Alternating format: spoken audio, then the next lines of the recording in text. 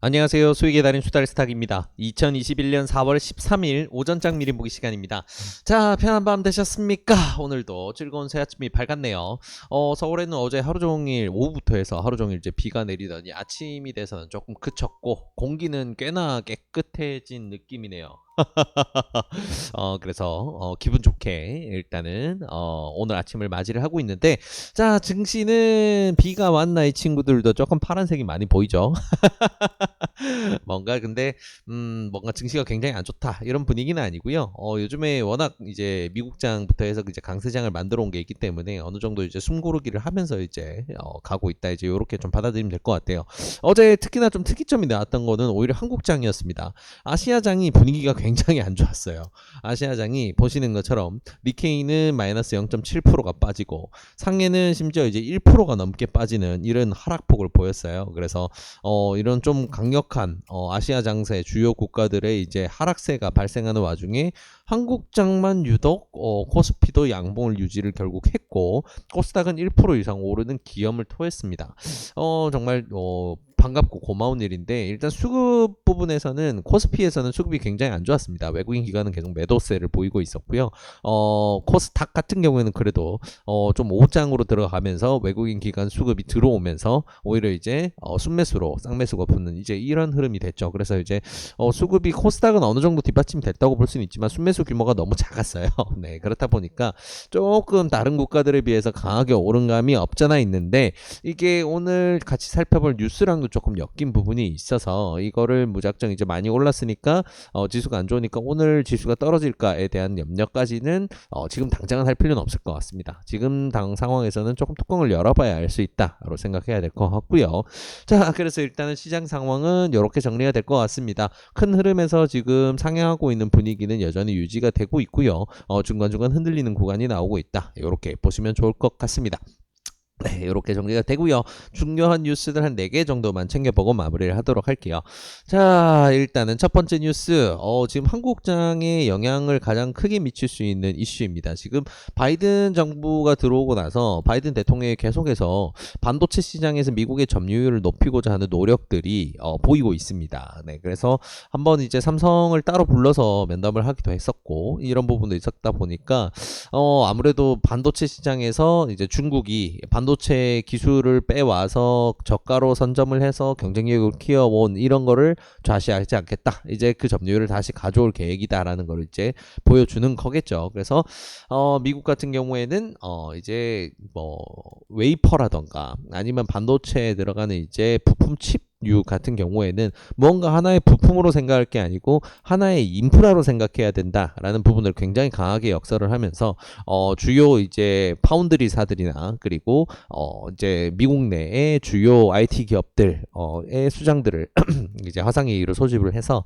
이런 부분을 공유를 하면서 이제 의회에 이제 뭐 반도체 이런 관련된 생산 관련된 인프라를 구축하는 데 있어서 굉장히 좀 큰 역량과 자금 집행이 필요하다라는 걸 좀 역설을 했어요. 그래서 이런 부분이 시장에서는 우리 동맹국인 미국이기 때문에 어느 정도는 호재로 받아들여질 수 있는 부분도 있고, 아니면 지금 전 세계 2위를 달리고 있는 삼성전자의 파운드리 시장을 아무래도 좀 위협받을 수 있는 부분이기 때문에 아무래도 좀 악재로 작용할 수도 있다라는 이제 시각이 굉장히 섞여 있는 상황이에요. 그래서 반도체 같은 경우에는 미래의 산업을 하는 데 있어서 두뇌 역할을 하는 그런 부품이죠. 그러다 보니까 아무래도 미래의 사회에서도 계속해서 필요성이 커질 수밖에 없고 이 주도권을 놓치고 있을 수 없다라는 게 이제 미국의 속내가 아닐까 생각이 됩니다. 그래서 아무리 동맹국이라지만 한국이 이런 거를 먹고 있다라는 것도 굉장히 기분 나쁜 일이겠죠. 네, 그래서 그렇구나.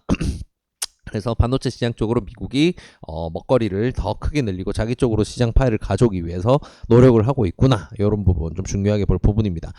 차트상으로 봤을 때는 어제 코스닥에, 특히나 이제 코스닥의 주요 반도체 부품주들 같은 경우에 흐름이 굉장히 좋았어요. 아래 꼬리를 만들고 말아 올린 종목들이 굉장히 많아. 뭐 대표적으로 이제 원익 IPS라든가 이런 종목들이 있었는데 흐름이 이런 흐름을 보인 다음에 이런 뉴스가 터졌다라고 한다면 시장에서는 이거를 호재로 좀 받아들일 가능성도 있어서 오늘 흐름이 흐름이 어떻게 나오느냐 조금 주의 깊게 봐야 될 것 같아요. 자금 흐름도 조금 면밀하게 들여다봐야 될 것 같고요. 반도체 종목들 스윙 중이신 분들 같은 경우에는 오늘 종목들 흐름 어떻게 움직임을 변동을 주는지에 대해서 좀 자세히 들여다보시면 좋을 것 같습니다.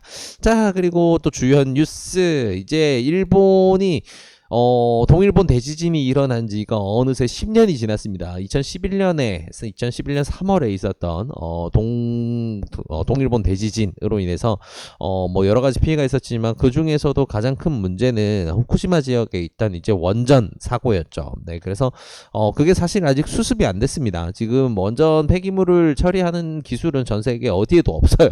근데 참 재밌는 게 일본 정부는 자기네들 자체 기술로 여기서 발생하는 오염 수를 정화를 해서 바다로 내보낸다라는 아주 개똥 같은 헛소리를 하고 있습니다. 지구에 없는 기술인데 지들이 숨겨놓고 있다가 이걸 할 이유가 없는데, 그죠? 네, 그 기술로 이걸 정화해서 내보낸다라고 하는데 사실상 그냥 오염수를 바다로 내보내겠다는 겁니다. 이 친구들이 지금까지 이제 보게 되면 주변에 있는 수많은 탱크들이 지금 이 원전 오염수를 처리하기 위한 탱크 시설을 굉장히 많이 도입을 해둔 상황이었어요. 왜 그러냐면 뭐 지하수가 유입된다든가 빗물이 유입된다든가 아니면 계속 안에서 이제 계속해서 열기를 뿜고 있는 이런 부품들을 이제 식혀주기 위해서 물을 뿌린다든가 이런 부분들이 결국 오염수로 변질이 돼서 바로 바다로 내보내지 않을 경우에 저장을 해야 되는데 하루에 나오는 물량이 거의 한 140만 톤 정도 된다고 추산이 된다고 하니까 결국은 이 기세로 봤을 때 주변에 아무리 열심히 저장 탱크를 만들어도 2022년 여름이 되면 저장 공간이 부족해진다라는 게 일본의 계산이었죠. 그러다 보니까 이제 발등에 불이 떨어졌습니다. 이제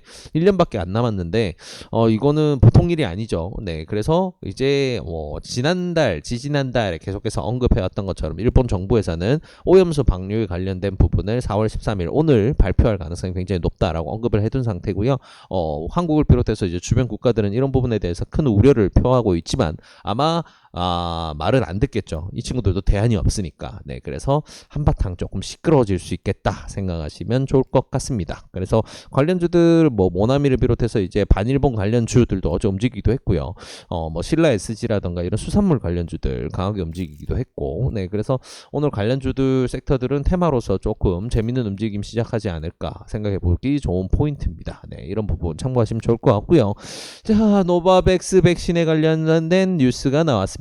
한국에서는 SK 바이오사이언스가 노바백스 백신을 기술 이전 받아서 한국 내 생산을 진행을 하죠. 근데 이 부분에 대해서 아직 뭐 모든 식약처의 허가가 나온 상태는 아니고 임상이 끝난 상황도 아닙니다. 그래서 갈 길은 멀고요.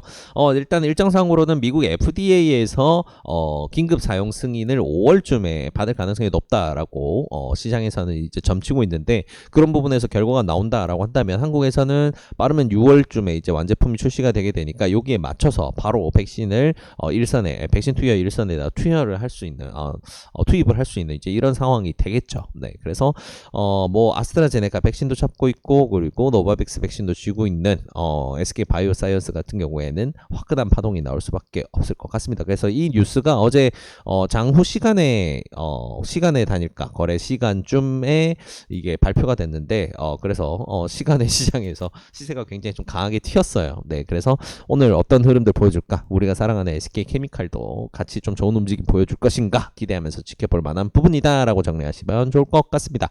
자, 그리고요 마지막 뉴스.